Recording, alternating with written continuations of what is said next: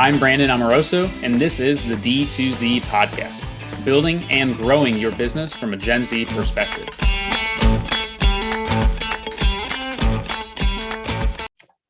Hey everyone, thanks for tuning in to D2Z, a podcast about using the Gen Z mindset to grow your business. I'm Gen Z entrepreneur Brandon Amoroso, founder and president of e-commerce agency Electric. And today I'm talking with Ashland Stansbury, founder and CEO of Because Intelligence, a product page content automation platform. Thanks for coming on today, Ashland. Thank you for having me.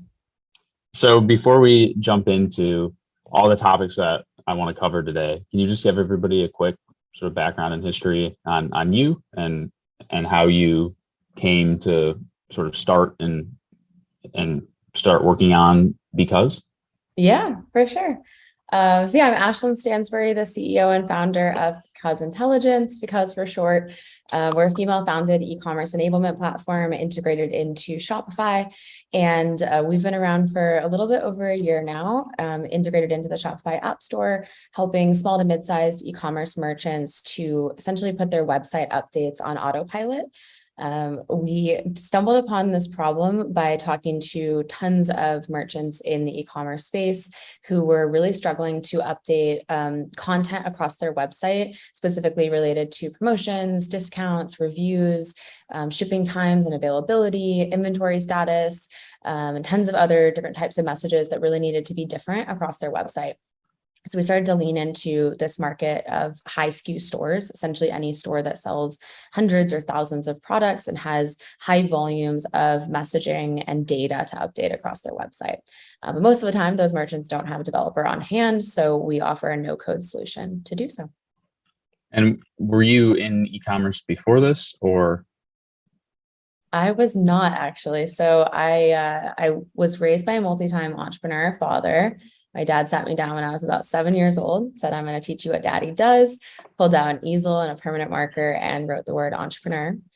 He started and sold multiple SaaS tech companies, never in e-commerce, but always marketing and sales related. He made me an account executive when I was 15, told me to go sell enterprise software to Fortune 500 companies. My friends were scooping ice cream and I was falling flat on my face in front of like corporate executives. So I've always sort of had marketing in my roots, but e-commerce was really new to me. I got into it in 2020 in the middle of COVID. I saw that that's where everyone was shifting. Was just really eager to innovate in the space. That's awesome. I'm curious if there is a recording somewhere of that 15-year-old Ashley with the falling flat on her face. I do not think I should have been in charge of that. So how did you decide on e-commerce then? How did you even, if you weren't in the space to begin with, were there other ideas that you were sort of toying around with and you were just looking for something and then stumbled into this, or how did that evolution process work? I think like every startup is a bit of a roller coaster. It's never linear. So I think a lot of people sort of look at where we're at today and they're like, wow, that looks like it was a really easy journey, and you're like, nope, if only you knew all the things that we did on this journey to get here. So I went to Babson College outside of Boston, which is a fully focused business school. It's literally 2,000 students that all study business. And I was the crazy person that knew I wanted to start a company from, age 7. So when I graduated college in 2018, I decided to just like jump straight into trying to start a company. I was working on a different company before this, which is kind of what led me to get into e-commerce. We were actually working on a cause marketing startup. So we were helping cause marketing oriented influencers. So let's say influencers tweeting about climate change or any type of like relevant social cause. We were helping to connect those influencers to social media marketers at really large retail brands. We were building it with the likes of Patagonia and Tom's, some of the leaders in the social cause and like give back space, specifically on the for-profit side. And when COVID hit, we were going out to launch our early product. We had been kind of in those early discovery phases. And a lot of the brands that we were working with, since they were retail, were just really cracking down on their budget and were really worried about their stores shutting down and when the world was going to open back up. So as a business leader and my responsibility to my team and to our stakeholders, I was like, okay, we have to pull off a pivot here. We have to move into something different. So we decided to get into e-commerce, just knowing that all of the retail stores were shut down. We didn't know what the future looks like. Everyone was moving to e-commerce. It was such a hot space to get into. Shopify specifically was booming, so I knew I wanted to get in there. And I just faked it until I made it. Like I literally knew nothing about e-commerce. I just started talking to people. And I remember I was on the phone with people. They were saying acronyms like PDP. And I was like Googling, I'm like, what is PDP? We ended up like launching a whole platform around that. But you just have to fake it till you make it in the pivot world. Yeah. I mean, the faking it till you make it is definitely a real thing. Like with the agency, we weren't even doing email and SMS marketing until like we were. And so like we had to get people originally to allow us to do something that we had actually never done before, which was super weird. And yeah, I think you're very, also very uncomfortable. You're very similar to me as well, where you sort of like didn't let age define you. Like people look at us and they're like, how the hell are you running things? Like you're so young. But you just have to go in there and like show them that you know what you're doing, or at least that you have the confidence to know what you're doing. Yeah. I mean, I think it's a blessing and a curse because you don't have any sort of preconceived notions around what you should or should not be doing. But then you also maybe don't have as much structure or organization that could be beneficial. But there's definitely pros and cons to each side. Oh yeah, I was so fearless in the early part of that business, like so fearless. I thought everything could happen. I thought the whole world was at my fingertips. It's good and bad. Have you gone, like when you're bringing on new team members for Because, have they been younger? Are they older? Or what do you look for when you're trying to bring on new team members? I think it's been a bit of a mix. I definitely was like pretty adamant from the beginning on like bringing on minority and diverse talent, especially women, if I can.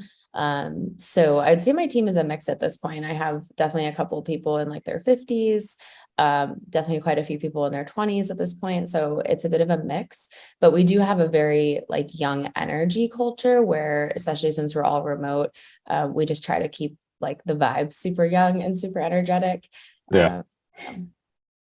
I mean, that's something we try to emulate as well. I really don't think it has anything to do with age. It's more just about like culture and personality. And that's also why we sort of backed off from our Gen Z branding because it avoids those other people wanting to join you.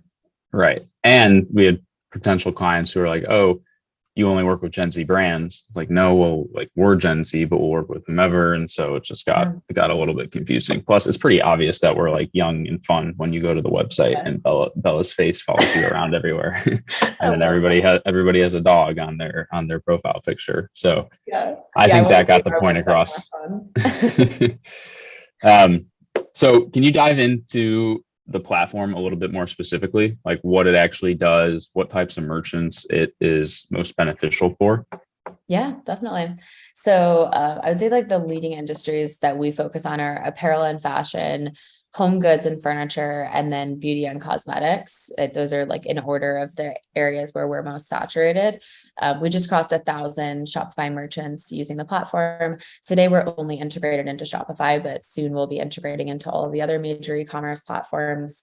And the way that the platform works is ultimately it's a no-code solution meant for the e-commerce director, the marketing manager, the digital analyst, specialist, like anyone who's working on the e-commerce site on a daily basis. What we help them to do today is bring to life targeted and strategic messaging throughout their buying journey to move their site visitor through to purchase. So most of the reasons why site visitors don't actually move through to purchase can be solved, in our opinion, by proactively messaging what the customer needs to know, specifically on the product page. The product page is one of the most forgotten parts of the website buying journey. It's extremely difficult to innovate on the product page because it's very rigid and it typically requires code in order to add any types of new messaging, let alone any messaging that needs to be targeted on some products and not others. So we specifically help merchants who want to do high volumes of targeted messaging across their products, where let's say their women's collection needs a particular message, their men's collection needs a different message, whether it's talking about like the inventory that's left on each product, whether it's promoting like this product is popular based on the inventory that's left, whether it's setting expectations with customers on like shipping timelines. So like this particular product based on its availability, as well as based on the site visitor that's viewing it. So we're kind of pairing site visitor rules and product rules together, where the customization is happening on both of those levels. I think that's really unique in that a lot of the personalization platforms out there are really just focused on the site visitor. They're doing like different customer segments. They're trying to show messaging based on what we know about the site visitor, but they're not pairing that product data on the back end associated with like inventory, tags, collections, weight, price, anything else about the product. Yeah, I think we had when we took over the development for Florence by Mills, there was a tagging structure on the products. So like we would have to tag the product with a certain like there's like a framework that was built. So it was very specific. And then if you tag that product, then certain elements would show up on the product page, but no idea whether that was actually making any difference whatsoever. Also extremely difficult to manage. And they've got like hundreds of SKUs. It was just a complete nightmare. And that was all done with code, I'm guessing? Yeah. So like based off of what the product tag was, then all built into the product page was, if it has, I don't know, if it has a product tag 25% off, then show the 25% off icon on top of this particular product image. Like, that's another thing that we do. Yeah. It's a great example. I think a lot of stores like will do custom builds on whatever their vision is for, messaging on the product page or just on their site in general. But it's extremely difficult to maintain. It's not flexible at all. I mean, if the marketer has an idea about a new promotion they want to run, but they only want to run it on specific products, forget it. They're going to have to either like come up with an image on Canva and somehow hack it into the site, or they're going to have to call their developer. So we're relying on all of that metadata on the back end: product tags, product collection, weight, vendor, SKU number, product ID. We even did one recently where we targeted a keyword in the product description. So we wanted to do a made in USA message. We wanted to show it on all products where the product description contained the keyword USA. That's literally impossible to do without us. So it's really cool to see it done at scale. Yeah, I think the importance of being able to do things at scale and also being able to test and not just make assumptions is obviously could not be more understated. But because this is a little bit more nuanced, and I was talking to the Malomo team about this last week, they have issues with getting customers to understand like what their product is, why they need to use it. It's not something like email marketing where everybody knows like, we need to be doing email marketing. Like we're going to go to Klaviyo, for example.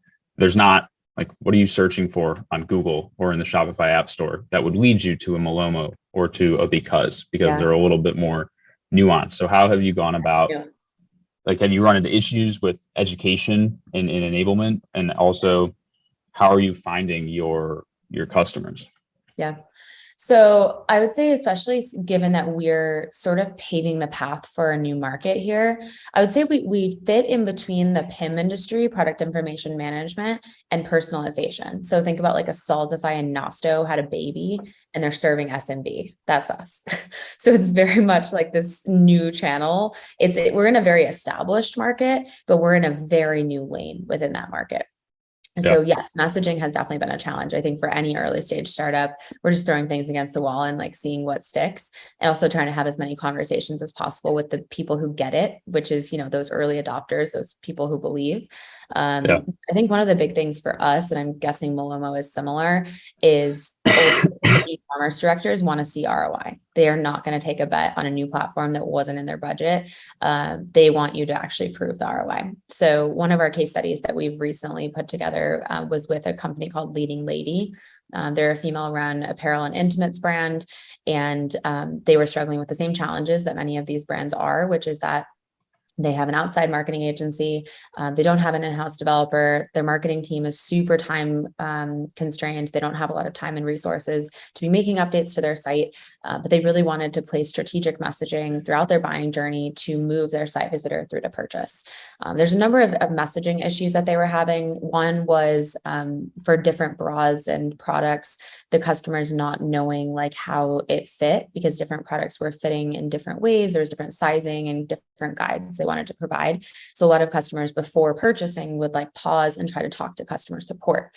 So we talked to customer support. We had a whole kickoff call and said, what are those questions that you're getting most often that we can try to proactively message on the site before the customer even comes to you, and ultimately move them on that self-service buying journey. The other types of messages we did with them were tons of promotions. So they're running promotions at least a couple times a month. They're doing like free ship weekends. They're doing promotions on specific collections, doing promotions on specific product tags, all of which was not possible before finding us. So with all of that messaging, what we do on a consistent basis is we provide A/B testing. I think about us as almost like an optimized lead, but for your product page. So any type of message that goes live on the site, you can actually A/B test, where 50% of the site visitors are going to see that new message, 50% are going to see nothing. And you can actually show the lift from adding that message to your site. So some messages we think are a really good idea that don't work at all. And other messages are, really successful. And then we obviously turn it on to 100% of the site traffic at that point. Do you have a like managed services team, or do you rely solely upon the brand to actually utilize and leverage the tool? So currently we have two different price points. One price point is our self-service price point at $299 a month. And then our managed service is $999 a month, which just includes full support from our team. Obviously, as a startup, pricing is ever changing, but that's our current pricing to be able to give more of that managed service at a higher price point. That's the price point most people opt for, just because they know how valuable it is to get like expertise from our team. But also as part of like, we do a 7 to 14 day trial with customers where we'll actually prove out that ROI. So like with Leading Lady, we proved that we drove over $10,000 in additional revenue in a 14-day trial. We also proved a 14% lift on conversion rate. So when we came to them with that presentation and was like, okay, let's build a 1-year partnership here, they were like, this is a literal no-brainer. Like they're handing us money. So that's a good way to kind of like kick off the relationship. Yeah, I think we just finalized the pricing yesterday for the drinks app, and it was a painful process. Oh, it's such an ongoing process. Everybody has an opinion, and I'm very happy with where we ended up, though. It's just like there's so many different ways that you could think about it. Like, is it too much money? Do we want to make it less so that we get more like merchant adoption quicker, so that we can show acceleration? Do we want to protect ourselves with variable and transaction fees so that we can take part in the upside? And then that's not something we've explored yet, but I want to. Yeah, and for us, it's weird because we're not a marketing app. We're in checkout for tax and compliance. So the only other use case we can look to is like an Avalera with Shopify Plus brands, or like post-purchase. Yeah, or even not even post-purchase, just end of the funnel. More of like a recharge. Like that is really any checkout solution would be the only thing that would be comparable, which I think lends itself, like it makes more sense to take a percentage and a transaction fee because of the fact that we're quite literally in checkout. But I think what Rebuy does, or they might not be doing this, I can't remember, but taking the attributed revenue from your tool and using that as what you bill off of the percentage for, that seems to be fair and makes sense. But it's like, what's attributed revenue then? Because if you looked at the attributed revenue across all of your Shopify apps, your business would be 4 times as large than it actually is. So that's something we're really interested in exploring. I've heard mixed feedback from merchants on whether or not they like that model. So it's sort of a balance of like doing what is going to make your customers happy versus like what business model really makes sense to grow. I think at this stage though, especially with where we're at, like we just closed a $3 million seed round. We're just trying to find product market fit and then be able to scale as fast as possible. It's less about the pricing at this point. It's more about making sure we really have the right solution and like listening to customers to hear their feedback and adapt quickly. Mm-hmm. Yeah, that makes sense. For us, we did not want to service anybody under $250 a month. So we had to figure out like, how do we set a base threshold and then have the variable kick in thereafter without it being extremely confusing to the merchant. Meaning that everyone would have to be paying at least $250 a month in order for it to be worth it for you. Right, exactly. But once you hit $25,000 a month in sales, then the $250 a month basically goes away. And the 1% starts so that we have the upside. So it's not like $250 a month plus 1%. Like you would see, I think recharge is $300 a month plus 1% plus a transaction fee. Whereas what we wanted is just essentially 1% plus 30 cents, but just never below 250. So figuring out how to handle that messaging, because how did you get to that 250 mark? Was that like a gut feeling, or did you do some calculations? Just pulled it out of nowhere. Yeah, I mean, we basically pulled it out of thin air. I mean, we also took a look at the size of wineries and what their typical like GMV is, and so trying to figure out how many would fall into that bucket versus how many would fall into the next bucket. And then if you're above $200,000 a month in revenue, you can reach out to us for like custom pricing, because we'll obviously bring down the percentage fee and the transaction fee. And so like I'll get a notification too from Shopify whenever any one of our merchants surpasses that $200,000 a month, so that I can reach out to them and let them know like, hey, we can talk about custom pricing here. So I mean, if you want to be doing $5 million a month and paying us 1%, feel free. Sounds good to me. Yeah. So what have been some of the struggles with building and growing your team? And what are some of the, I guess, successes that you've had that people could potentially emulate trying to grow their own business? Yeah. I think in the very early days when I first started the company, I kind of got the stars in my eyes on finding team members that were coming from really legitimate brands that were either in our industry or just legitimate brands in general, you know, like someone that name that you know, like a household name. And I think that was very much like from investor pressure, where I knew investors would be excited about, oh, I just landed this team member from X, Y, and Z, whatever popular startup or popular big company. And the challenge with recruiting talent from top companies is that if that's their only experience, they're not ready for early stage startup. And there's a difference between early stage startup that has $150 million in backing and is like fully established, that still calls themselves early stage startup, and like me, myself, and I in a garage, like figuring shit out. So I think that I made a lot of mistakes in recruiting people from those like really big names who had the best of intentions to be able to do an early stage startup, but just like in reality didn't really, like, it wasn't going to work for them, or they just didn't have enough experience in it to like have the thick skin, because you have to have very thick skin to go through this. So what has worked really well, and I've started to make this shift recently, I just hired 3 sales development representatives. I didn't plan on hiring 3. I planned on hiring 2, but I fell in love with the third and decided to hire him too.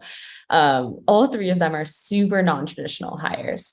One is actually not even in the US. He's in Colombia.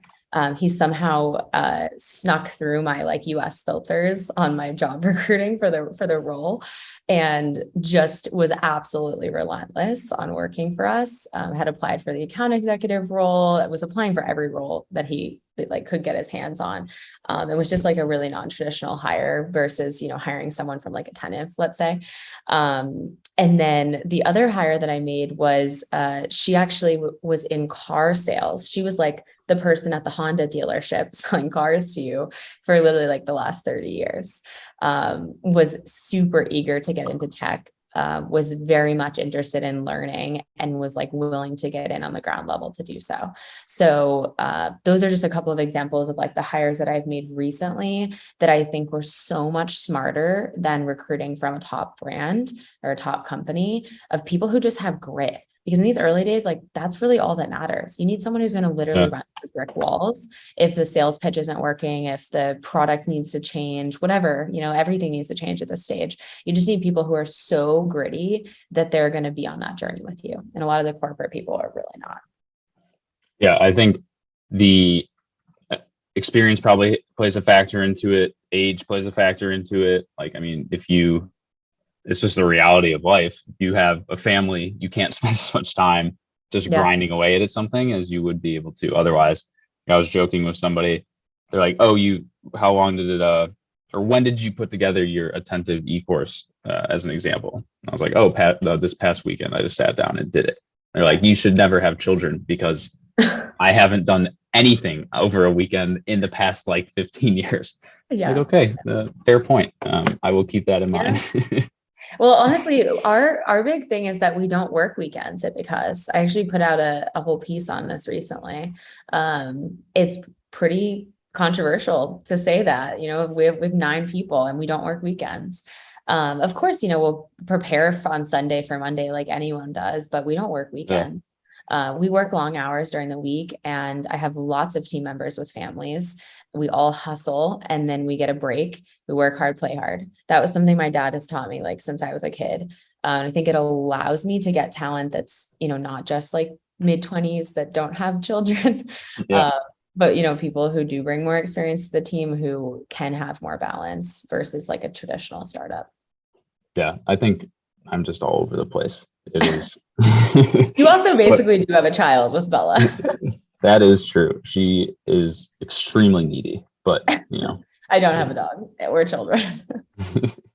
Honestly, she's actually I'm leaving this afternoon on a trip, so I dropped her off at my grandma's house on Tuesday night, and yesterday was like the weirdest day ever. It's like I don't have to do anything. I'm just like sitting there, and like I don't have to take her out 18 times a day, not getting pawed out while I'm on a podcast. Yeah, in Florida, it's so hot, but it's so good to get outside. I feel like some days I don't go outside all day. I need to stop doing that.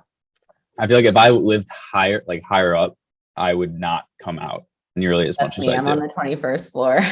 Yeah. So me being right there, I just walk out. It's super simple. But yeah, it's hot as hell here. Miami's even worse than Tampa, but I feel you. But I was in New York last week, and it was even worse. So was it? Like, oh yeah, super humid. You're also in like literally a concrete jungle. You don't have the water, you don't have the breeze. True. Yeah, I'm right on the water here, so it's nice. I don't plan on spending another summer in Miami though. I'm gonna head up north. Like most people who live in Florida, like escape. I'm actually headed to Boston later today to go visit my family, so that should be good. Oh, that's exciting. I love Boston.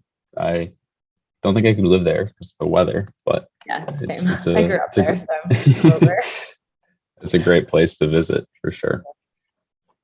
Well, are there any sort of last tips, tricks, suggestions that you give to anybody who's going on their own entrepreneurial journey that you've learned over the past couple of years as you've started and really have taken Because from nothing to something? My biggest advice, and I say this to people all the time, that I think a lot of people say if they don't really take it to heart, is that your network is literally everything. If you don't have a network, you are not going to be successful in business. I have a lot of people come to me. I probably mentor like 3 founders a week on how to fundraise. And I feel like they come to me and they think that I have this like magical sauce around like how to get investors, how to, do all that. And, I even have people who are a lot older than me who come to me and they're like, how are you doing this? I'm just like, my network. Like I have dozens and dozens of champions across multiple cities who are all pulling for Because to be successful. And if we didn't have that, like we wouldn't have been able to do what we've been doing. So I think it's absolutely crucial to get other founders on your side. Founders are your key into investors, into customers, into everything. So having founder friends, having people who can keep you sane and know that you're not alone on your journey when you're going through all the stuff that is very normal, but doesn't feel very normal. I would say that's like one of the biggest mistakes that people make, is they don't really build that founder network, and even just network in general outside of their company. Yeah, that makes sense. It could be exhausting though. Building a network, Yeah, maintaining it. building it. I feel like maintaining it is less of an issue, and the perfect people for me are like the ones where you're very, I'd argue, like pretty close, but you really don't need to talk to them for a month, and you can see each other again, and then you're just like right back into things. Yeah, that's perfect, because if I had to nurture every one of these relationships on a daily basis, all I would do is sit there and just like email and text people all day. But this is exactly what you did. I mean, also being a really young entrepreneur, like you just went out there, and I remember you said you would send people bottles of wine or something, and yes, whatever you could do, like schmooze your way into the network. Because when you're in your early 20s, like no one's taking you seriously unless you force them to. So I love the story. I actually, who was I speaking to? It all started with wine. That's funny. Yeah, I was speaking to, oh goodness, I'm literally the worst person with names. I was speaking to Dylan Whitman, who had founded BVA, and then now he's doing the Invitorate, or however you say it. I don't think I'm saying it right, but the memberships tool for Shopify. Last Friday, and he used to live in San Diego, and he actually left just about when I was moving to San Diego, but he is really close with an investor there who just moved to Miami about 9 months ago, and I had no idea. And then he mentioned the name, and I'm like, oh, that name sounds familiar. And I looked at my email. I think in like 2017 or 2018, I had reached out to that investor, emailed him, talked with him, met with him, sent him wine, like did the whole thing. And then he also just did the San Diego to Miami transition, but I haven't spoken to him in like 3 years. But it was just crazy how like it all starts to come together. And so like now I'm gonna reach out to him again. It is a really small world. That's another reason why you can't burn bridges, because the world is too small. Yes. As much as sometimes I'm like, I want to burn this bridge. Oh yeah. Because yeah. Sometimes you need to. Yeah. But I think even if you do burn bridges with people, like whether it's an employee, whether it's a customer, friend, advisor, investor, like we've all burned many of these bridges. You just have to do it with grace. Like even when every bone in your body wants to not do it with grace, you have to do it with grace, because it will come back to bite you. That's something my dad taught me at a very young age. Biggest takeaway from today is burn bridges gracefully. Gracefully, yes. I don't know how you do that, but with a smile on your face. Yes. Well, thank you so much for joining us. Before we hop off, can you let everybody know who's listening where they can find you online? So you can find me on LinkedIn under Ashland Stansbury, founder of Because Intelligence. Our website is becauseintelligence.com, because just like the word. And then on Instagram, you can find us as the Because Shopify app. Same thing on Twitter, LinkedIn, all of the above. Awesome. Well, as always, this is Brandon Amoroso. You can find me at brandonamoroso.com or electricmarketing.com. Thank you for listening, and we'll see you next time.